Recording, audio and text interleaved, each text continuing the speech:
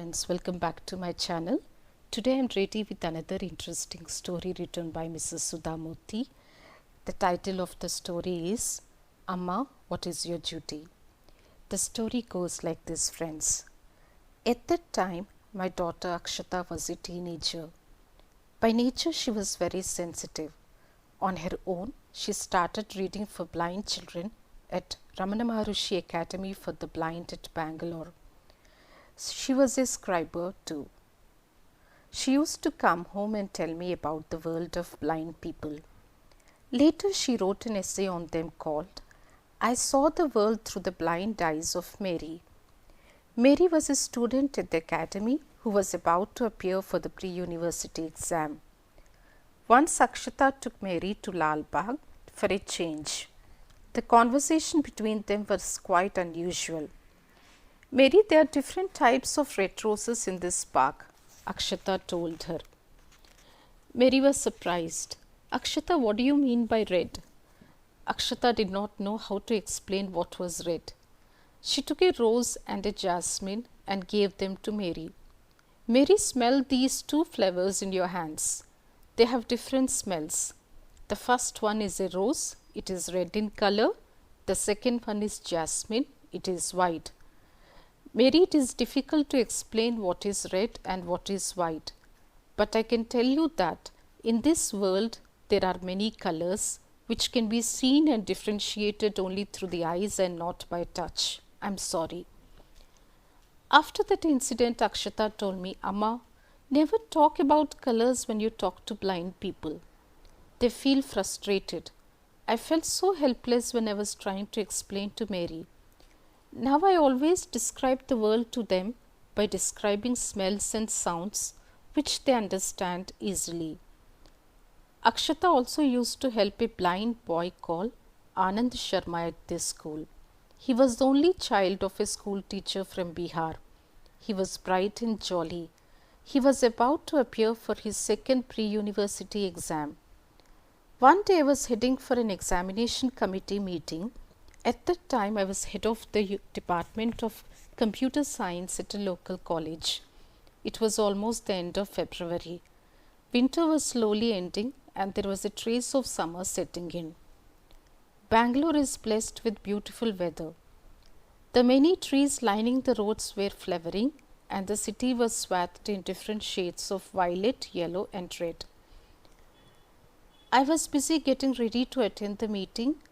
Hence, I was collecting old syllabi, question papers and reference books. Akshata came upstairs to my room. She looked worried and tired. She was then studying in her class 10. I thought she was tired preparing for her exams. As a mother, I would have never insisted to study too much. My parents never did that. They always believed that the child has to be responsible. A responsible child will sit down to study on her own. I told Akshata, don't worry about the exams. Trying is in your hands. The results are not with you. She was annoyed and irritated by my advice. Amma, I did not talk about any examination. Why are you reminding me of that? I was surprised at her irritation. But I was also busy gathering old question papers, so did not say anything. Absent-mindedly, I looked at her face. Was there any trace of sadness on it, or was it my imagination? Amma, you know Anand Sharma? He came to our house once. He's a bright boy. I am confident that he will do very well in his final examination. He is also confident about it. He wants to study further. She stopped.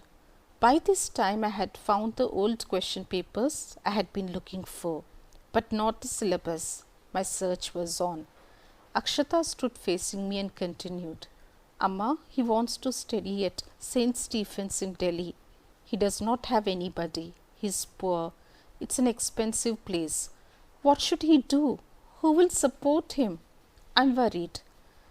It was getting late for my meeting, so casually I remarked, Akshata, why don't you support him? Amma, where do I have the money to support a boy in a Delhi hostel? My search was still on. You can forfeit your birthday party and save money and sponsor him. At home, even now, both our children do not get pocket money. Whenever they want to buy anything, they ask me and I give the money. We don't have big birthday parties. Akshata's birthday party would mean calling a few of her friends to the house and ordering food from the nearby fast food joint, Shanti Sagar.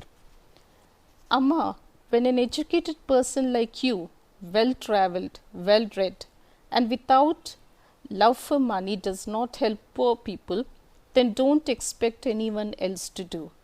Is it not your duty to give back to those unfortunate people? What are you looking for in life? Are you looking for glamour or fame? You are the daughter of a doctor, granddaughter of a school teacher, and come from a distinguished teaching family. If you cannot help poor people, then don't expect anyone else to do it. Her words made me abandon my search. I turned around and looked at my daughter. I saw a sensitive young girl pleading for the future of a poor blind boy. Or was she someone reminding me of my duty towards society? I had received so much from that society and country, but in what way was I returning it? For a minute I was frozen. Then I realized I was holding the syllabus I was looking for in my hand, and it was getting late for the meeting. Akshata went away with anger and sadness in her eyes. I too left for college in a confused state of mind. When I reached, I saw that as usual the meeting was delayed. Now I was all alone. I settled down in my chair in one of the lofty rooms of the college. There is a difference between loneliness and solitude. Loneliness is boring, whereas in solitude you can inspect and examine your deeds and your thoughts. I sat and recollected what had happened that afternoon. Akshata's words were still ringing in my mind. I was 45 years old. What was my duty at this age? What was I looking for in life? I did not start out in life with a lot of money. A great deal of hard work had been put in to get where we were today. What had I learned from the hard journey that was my life? Did I work for money, fame, or glamour? No. I did not work for those. They came accidentally to me. Initially, I worked for myself, excelling in studies. After that, I was devoted to Infosys and my family. Should not the remaining part of my life be used to help those people who were suffering for no fault of theirs? Was that not my duty? Suddenly I remembered JRD's parting advice to me, give back to society. I decided that was what I was going to do for the rest of my life. I felt relieved and years younger. I firmly believe no decision should be taken emotionally. It should be taken with a cool mind and when you are aware of the consequences. After a week, I wrote my resignation letter as head of the department and opted only for a teacher's post. I am ever grateful to Akshata for helping bring this happiness and satisfaction in my work and life. It means more to me than the good ranks I got in school and my wealth. When I see hope in the eyes of a destitute, see the warm smile on the faces of once helpless people, I feel so satisfied. They tell me that I am making a difference. I joined Infosys Foundation as a founder trustee. The foundation took up a number of philanthropic projects for the benefit of the poor in different states of India. I received many awards on various occasions. One of them was the Economic Times Award given to Infosys Foundation.